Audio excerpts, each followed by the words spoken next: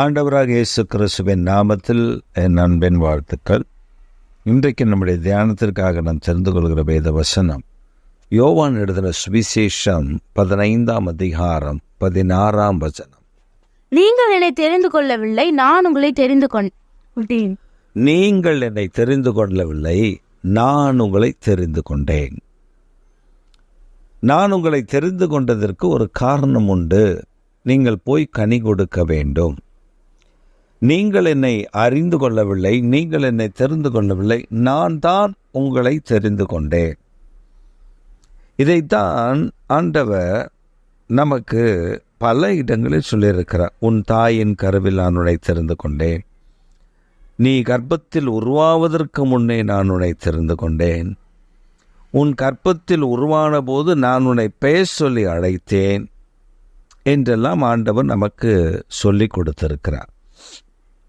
அதாவது கோரேஸ் என்கிற மன்னன் பிறப்பதற்கு பல 100 ஆண்டுகளுக்கு முன்பே இப்படி ஒரு அரசன் வருவான் என்று அவனை குறித்து ஆண்டவர் தீர்க்கமாக எழுதி வைத்திருக்கிறார் ஏசாயா தீர்க்கதரிசன புஸ்தகத்தில். அந்த கோரேசு மன்னன் பின் நாட்களில், தானியேலின் நாட்களில் தான் அவன் பிறக்கிறான். இதைத்தான் வேதம் நமக்கு கற்றுக் கொடுக்கிறது. அப்ப ஆண்டவர் நம்மை தெரிந்து கொண்டார். நீங்கள் என்னை தெரிந்து கொள்ளவில்லை, நான் உங்களை தெரிந்து கொண்டேன். அப்ப தேவன் ஒவ்வொரு காரியத்தையும் தெரிந்து கொள்வதற்கு ஒரு நோக்கம் உண்டு. தாயின் கருவில் நம்மை தெரிந்து கொள்வதற்கு ஒரு நோக்கம் உண்டு, ஒரு திட்டம் உண்டு, ஒரு காரியம் உண்டு. நம் மூலமாக செய்ய வேண்டிய ஒரு பெரிய பலத்த கிரியைகள் உண்டு என்பதை நாம் மறந்து விடுகிறோம். நாம் பல நேரங்களில் நாம் நினைக்கிற ஒரு காரியம் என்னவென்றால், நம் தாயை பார்த்து, தகப்பனை பார்த்து, ஏன் என்னை பெற்றாய், ஏன் எனக்கு இது, ஏன் எனக்கு இதை செய்யவில்லை, ஏன் எனக்கு அதை செய்யவில்லை, நான் ஒரு பணக்கார வீட்டில் பிறந்திருந்தால் நலமாய் இருக்குமே என்றெல்லாம் நாம் கேள்வி கேட்டிருப்போம். ஆனால் தாயின் கர்ப்பத்தில் உற்பத்தி ஆவதற்கு முன்னே நம்மை பெயர் சொல்லி அழைத்து தெரிந்து எடுத்து வைத்திருக்கிறார் என்பதுதான் உண்மை. அதைத்தான் சீஷர்களுக்கு சொல்லுகிறார். நீங்கள் என்னை தெரிந்து கொள்ளவில்லை, நான் உங்களை தெரிந்து கொண்டேன். நான் உங்களை அதிக கனிகளை கொடுக்கும்படி, உங்கள் காரியங்களை நான் நீங்கள் வேண்டிக் கொள்ளும் பொழுதெல்லாம் செய்யும்படி, உங்கள் விருப்பத்தை நிறைவேற்றும்படி, உங்களை பிதாவின் சித்தத்தை நிறைவேற்றுகிற பிள்ளைகளாய் காணப்படும்படி உங்களை நான் அழைத்திருக்கிறேன், அனுப்பியிருக்கிறேன், தேர்ந்தெடுத்திருக்கிறேன். ஆம் பிரியமான கர்த்தருடைய பிள்ளைகளை, ஆண்டவர் நம்மை தேர்ந்தெடுத்ததுக்கு ஒரு நோக்கத்தை வைத்திருக்கிறார். உங்களுக்கும் அப்படித்தான் ஒரு நோக்கத்தை வைத்திருக்கிறார். நீங்கள் ஒரு வேளை புலம்பலாம், எனக்கு இந்த வியாதி, எனக்கு இந்த பலவீனம், எனக்கு இந்த கடன், எனக்கு இந்த பிரச்சனை, எனக்கு இந்த போராட்டம், என் வேலையில் ஒரு உயர்வில்லை, என் வேலையில் ஒரு ஆசீர்வாதம் இல்லை, என் ஊழியத்தில் வளர்ச்சி இல்லை, என் குடும்பத்தில் ஒரு ஆசீர்வாதம் இல்லை, எது வேண்டுமானாலும் வைத்துக் கொள்ளுங்கள்.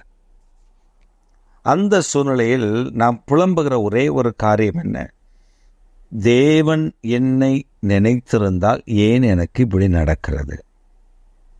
ஆனால் ஆண்டவர் சொல்லுகிறார், நான் உங்களை தெரிந்து கொண்டேன். நீங்கள் பிதாவினிடத்தில் வேண்டிக் கொள்வது எதுவோ அது உங்களுக்கு செய்யப்படும். அது மட்டுமல்ல, நீங்கள் அதிக கனிகளை கொடுக்கும்படி,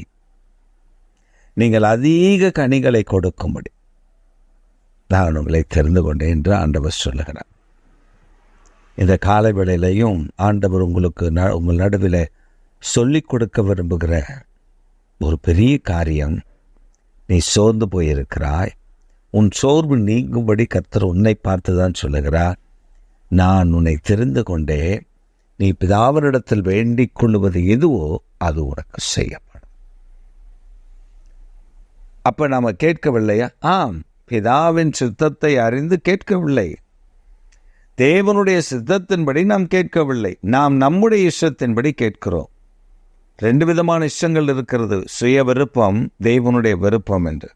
நாம் அநேக காரியங்களை சுய விருப்பத்தில் கேட்டு விடுகிறோம். ஆனால் தேவனுடைய திட்டத்தின்படி கேட்க பழகி கொள்ளுவேமே, ஆனால் நம்முடைய வாழ்க்கையில் குறைவுகள் இல்லாமல் இருக்கும். நிறைவை கர்த்தர் தருவார். அதை மாத்திரம் நீங்கள் அலசி பாருங்கள்.